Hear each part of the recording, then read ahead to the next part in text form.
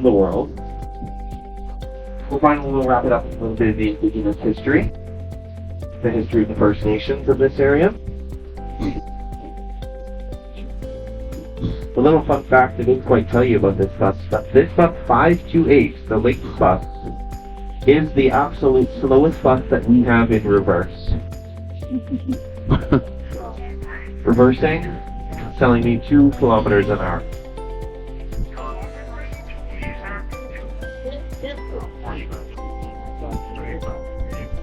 Was that another question back there?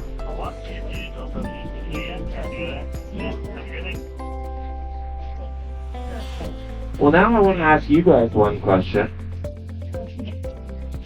Just one question. Did you have fun? Yeah. Oh, was it cool? It's awesome. Alright, raise your hand if you were brave enough to taste the glacier water. I shouldn't have said raise your hand because apparently I can't see it in this mirror. I should have said say yay. Yay. Okay, that's good. That's good. I should apologize. We were in a bit of a rush to get off the bus, so I'm sorry that I forgot to mention.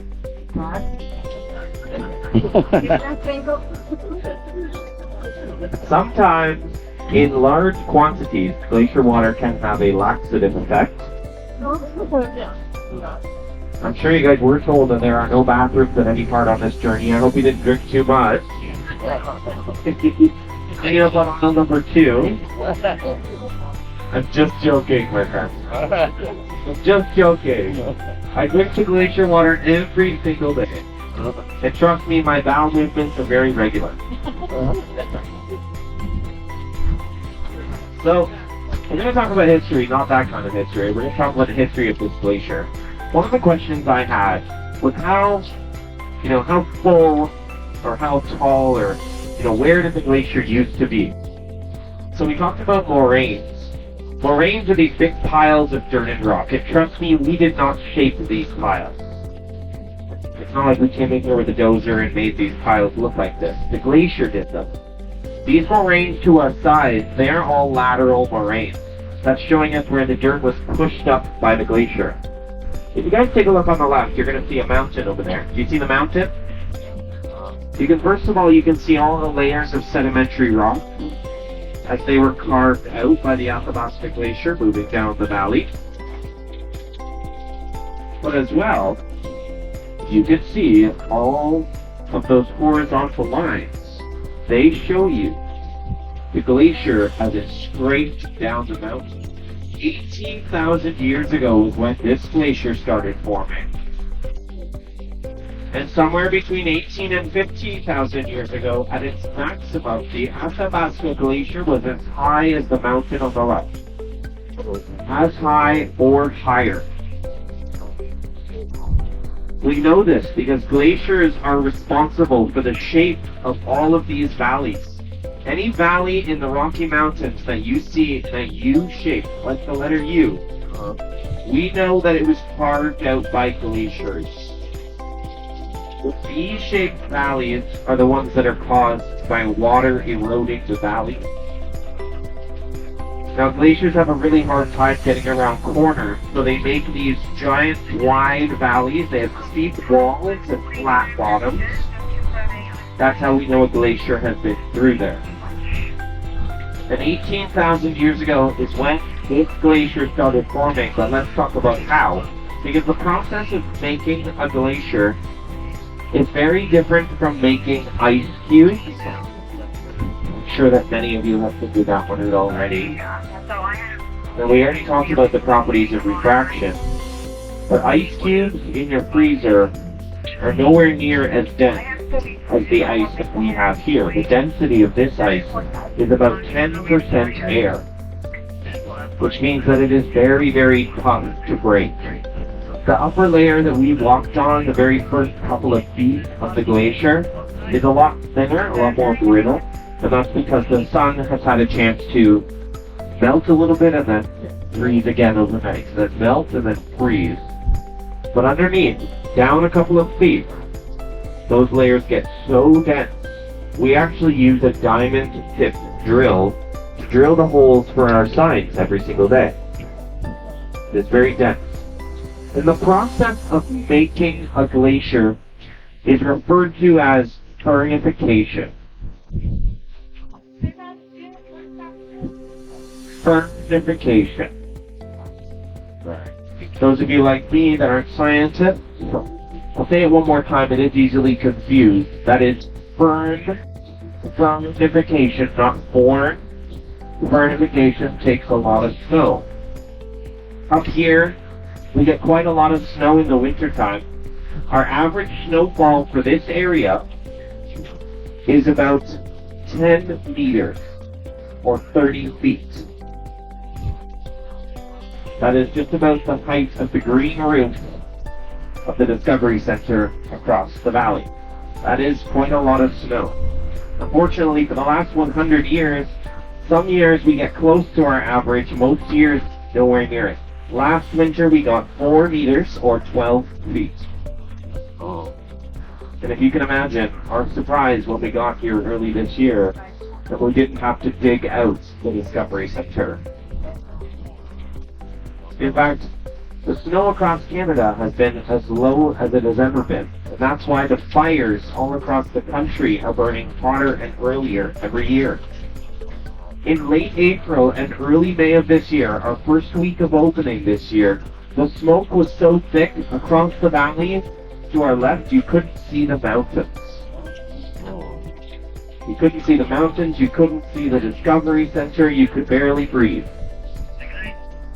And in late April and early May of this year, we had the help from many firefighters. They came from the United States of America and Australia. They came here to help us fight fires all across the country.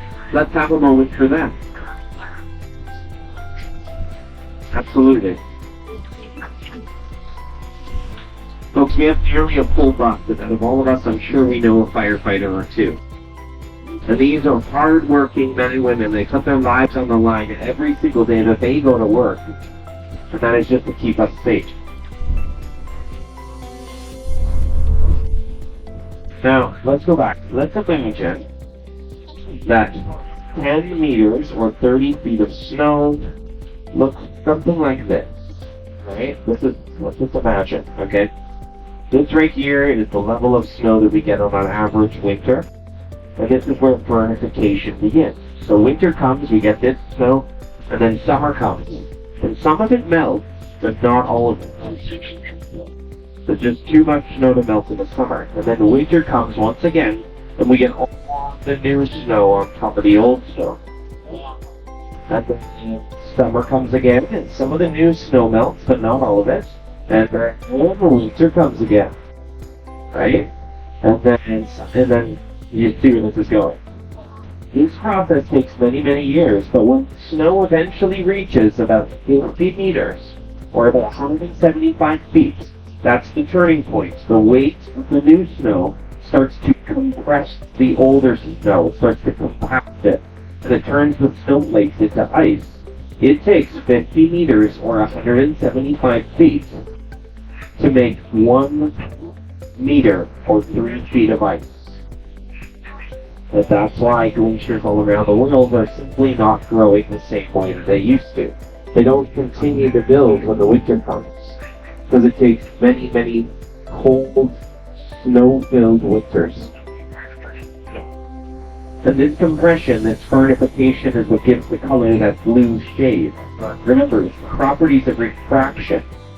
The light comes into the glacier, and due to the little pockets of air and the sediment in this large surface area, longer wavelengths of light, like the red, the orange, and the yellow, are absorbed. Only the shortest of the wavelengths, like the blues and the violets, manage to make their way back up out of the ice and into your eyes, and that's why it is such a pretty neat color. Folks, 18,000 years ago was the last ice age. It was not the first. We've had many ice ages here on Earth. We've had just as many periods of global warming. So this is due to the fact that the Earth has a particular shape. Right? We all learned in school that the Earth is round. Right? I'm getting a little bit worried. In school, we learned that the Earth is round, not flat, correct? Okay. I know we all have that one friend, but the Earth is round. It's orbiting the Sun once a year, and the Earth is also on a tilt. Does anybody know what the tilt or the angle of the Earth does for us? Seasons! So here it's summer. I know it's hard to tell on the glacier, but it's definitely summer here. Down under Australia, it's winter. And that's because of the tilt. But this cycle of glaciers occurs because the tilt changes. The angle changes up and down. So, should we gear up here? The tilt changes almost every 100,000 years on a clockwork or a cycle. When it goes down, the angle gets wider. We get more surface area facing the sun. That's when the Earth gets warmer. We get global warming. 100,000 years later, the Earth makes its way back up again. The angle gets shallower. We're getting up and away from the sun, and this is when we get ice ages. This cycle of heating and cooling, ice ages, and global warming takes place on Earth every 100,000 years, and that's the ancient cycle of glaciers. Now we're going to fast forward. Not the bus. We're going to fast forward in history. We're going to talk about the original inhabitants of this land. I told you folks that at the beginning, First Nations, their footprints have covered this land for generations. They cared for this place and they protected it. They knew before we ever did how important and special the Icefield is as a source of water. Some of you tasted that water fresh off the glacier today. They tried to teach this to the Canadian government. In the late 1800s, in the early 1900s, the Canadian government realized how special the Rocky Mountains are and that we need to protect these places. So they made the boundaries for the national park. They made the boundary for Jasper National Park. They built walls, they put up park gates, they began to charge an entrance fee, and they evicted all of the original inhabitants. What? They did not go around knocking and say, please leave at your earliest convenience. They threatened to burn people's houses down. But that's what the Canadian government did. They went around burning people's houses until they decided to finally relocate. And the government gave them lands that they said were fit to live on.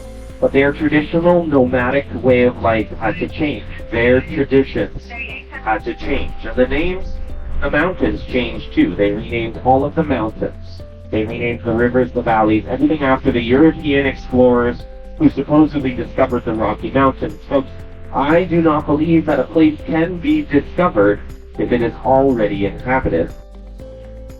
But they did get credit for it. They got the credit because they wrote things down for our history. They wrote things down so we could learn. And the First Nations did not write down their history. They passed on their history through storytelling. What we call the oral tradition. Father pass on to son, mother pass on to daughter, and so on for generations. Folks, the process of healing and reconciliation with the Indigenous peoples of Canada began 10 years ago. I know that you guys are all sharp enough to realize that 10 years is not nearly enough time for those scars to heal. Here at the Columbia Icefield Glacier Adventure, we are so incredibly lucky to have a long-standing friendship with one of the local First Nations. If you remember, the Stoney people, they're the ones who gifted us their traditional name for the Athabasca Glacier. They taught us how to say Chakatonga. They return to Big Ice. They come back every year. They perform their traditional peace pipe ceremony. And last year, for the very first time, members of our team were invited to join. All of our guides, we were invited. And they prayed that our learning and understanding of this special place on Earth would deepen and pass through to our guests, so that each and every one of you would be able to take something meaningful from your experience. And that's the history. Some of you may already know this. I played a little bit of a game here. But 18,000 years ago was the last ice age. 100,000 years is the length of this cycle of heating and cooling. Anybody who's got a calculator back there, you know we're nowhere near that 100,000 year cycle. The Earth is getting much warmer, much faster than we anticipated, and they say it is directly linked to human activity. Let's consider this for just a moment. 10% of the entire Earth's surface is covered by glaciers just like the one we saw today. 70% of the fresh water on Earth, 70% of our drinking water is locked away, frozen in time in these glaciers. And the scientists say that if all the glaciers in the world melt at the same time, our sea levels would rise 70 meters. Our oceans would rise 210 feet. Just picture all of that salty seawater flows back upstream into our beautiful freshwater lakes and rivers, completely destroying them. Folks, I'm gonna have to quit my new job as a bus driver and become a cruise ship captain. My friends, I'm not trying to make us all sad. I'm just trying to help us. Right now, I know we're all thinking about the Columbia.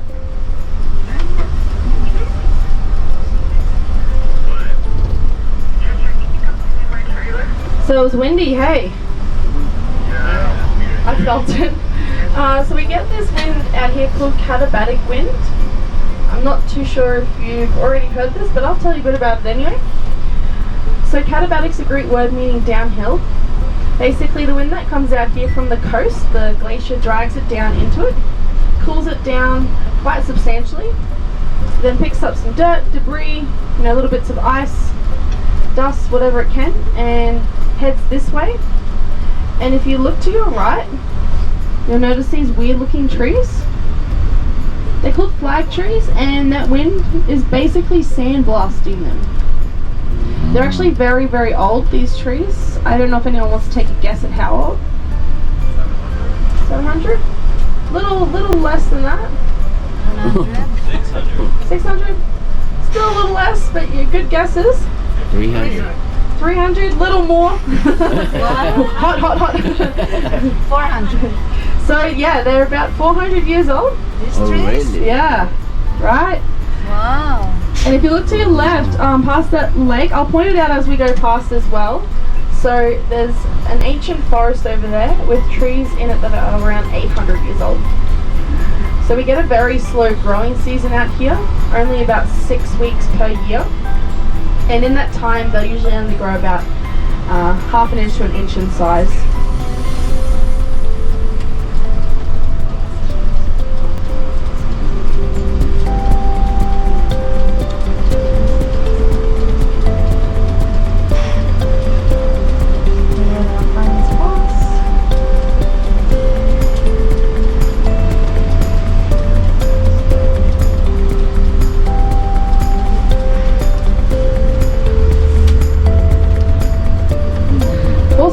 By that wind coming up on our right hand side, this one is Ripple Lake.